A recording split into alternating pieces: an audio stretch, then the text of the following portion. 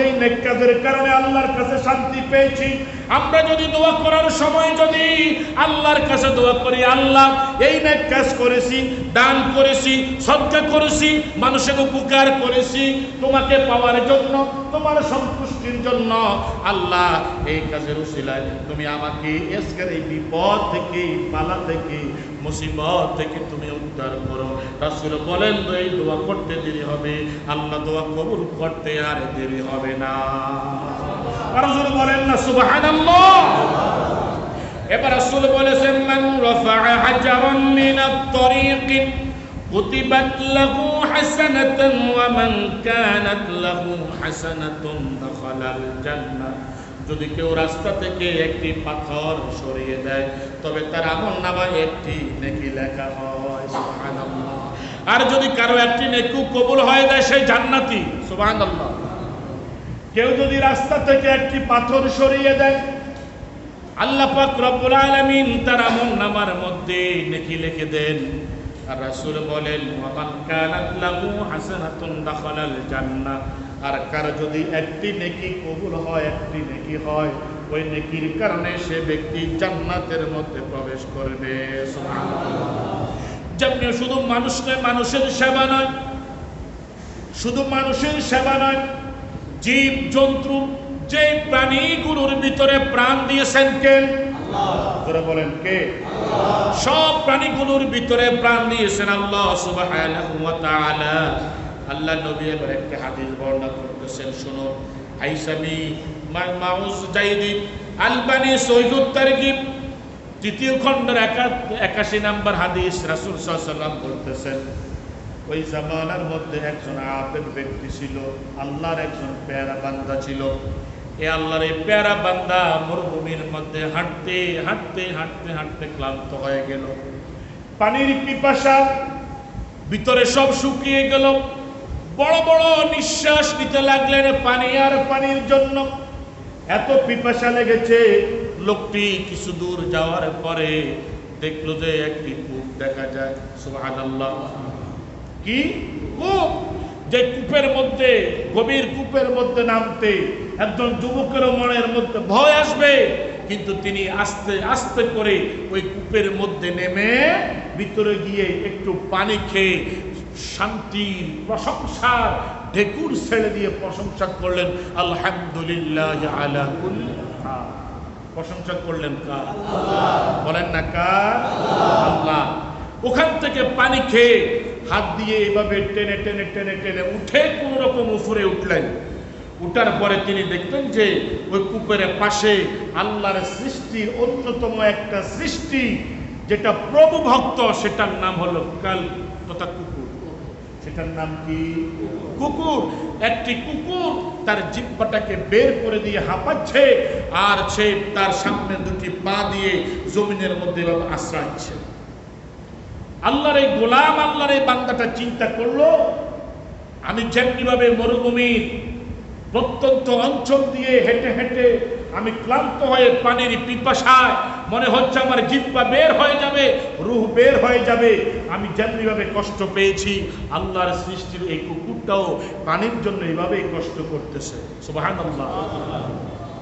লোকটি চিন্তা করলো, আমি কুকুরটিকে এই কূপ থেকে পানি তুলে এই কুকুরটিকে একটু পানি খাওয়াই। লোকটি নিচে নামলেন।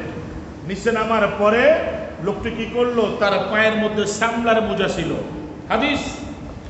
এই সামলার মোজার দুইটাকে খুলে তিনি দুইটার মধ্যে পানি ভর্তি করলেন। পানি ভর্তি করে তিনি দাঁতের মধ্যে এইভাবে দুইটা জুতার মোজাকে দাঁতে আটকাইলেন। এরপরে হাত দিয়ে বেয়ে বেয়ে আবার উপরে উঠলেন। উপরে উঠে এই কুকুরটাকে তিনি কি করলেন, পানি খাওয়ালেন। কুকুরটা পানি খেয়ে তার নিঃশ্বাস ফেলে দিয়ে তার বাসায় সে প্রশংসা করছে কার? আল্লাহ। জোরে বলেন না কার? আল্লাহ পাক রব্বুল আলামিন এতে খুশি হয়ে তার কর্মকে কবুল করে তাকে ক্ষমা করে দিলেন, সুবহানাল্লাহ। সাহাবীগণ বলেন, ইয়া রাসূলুল্লাহ, জীব জানোয়ারের সেবা তো কি আমরা সওয়াব পাবো নাকি? ক্বালা রাসূলুল্লাহ সাল্লাল্লাহু আলাইহি সাল্লাম, ফি কুল্লি কাবাদিন রাতাবাতিন আজরুন, যে কোন প্রাণের সেবাতে তোমরা সওয়াব পেয়ে যাবে, সুবহানাল্লাহ।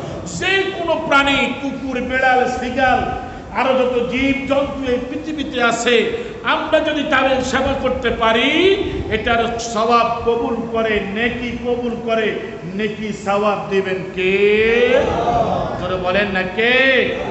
এই জন্য রাসূল বলেন, মান আ'তা হাযযাহু মিনার রাফিক ফাকাদ উ'তিয়া হাযযাহু মিন খায়রিদ দুনিয়া ওয়াল আখিরাহ وصلة الرحم وحسن الخلق وحسن الغرى يعمران الديان ويزيدان في الأعمار।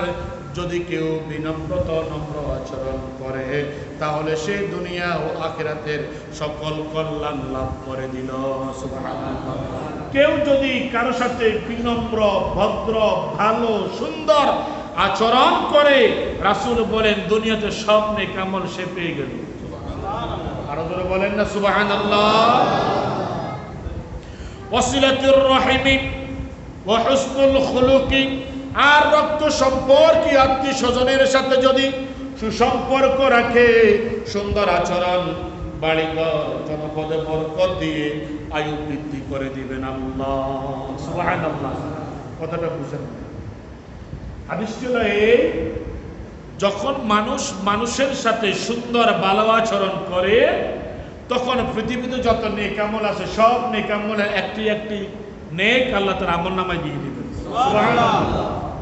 দ্বিতীয় নম্বর পয়েন্ট রাসূল বলেছেন, কেউ যদি তার রক্ত সম্পর্কীয় আত্মীয় স্বজনের সাথে সম্পর্ক বজায় রাখে, ভালো ব্যবহার করে এবং সুন্দর আচরণ করে, আল্লাহ পাক রব্বুল আলামিন তার দুনিয়াতে বাড়িঘর, জনপদ এবং আয়ুতে বরকত দিয়ে দিবেন। সুবহানাল্লাহ।